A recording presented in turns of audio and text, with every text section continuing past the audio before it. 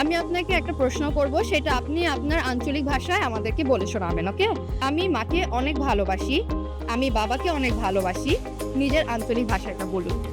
I তো সাত গাইয়ে তো সাত গায়ে পোলা সাত গায়ে পাশে ধুয়ে বাজিয়ে তো ইয়ানের উত্তরে বোধে আয় আর আব্বারে বহুত ভালোবাসি আয় আর আম্মারে বহুত ভালোবাসি। আমি মারে অনেক ভালোবাসি, বাবারেও ভালোবাসি। ওই স্বাচ্ছন্দ্য বোধ করি বৈশালী ভাষায় কথা কইতে, কারণ বৈশালী ভাষায় বা যে ভাষায় কথা কইয়া নিজের ভাষায় কথা কইলে যে একটা মজা, এই মজাটা আপনি কোনো জায়গায় পাইবেন না। বাংলা আমার মার ভাষা, আমার কলিজার ভাষা। বাংলায় কথা কওয়া, গান গাওয়া, কার্য করা সবকিছুতেই আলগা আনন্দ। বাংলা আমার মায়ের ভাষা, হৃদয়ের ভাষা।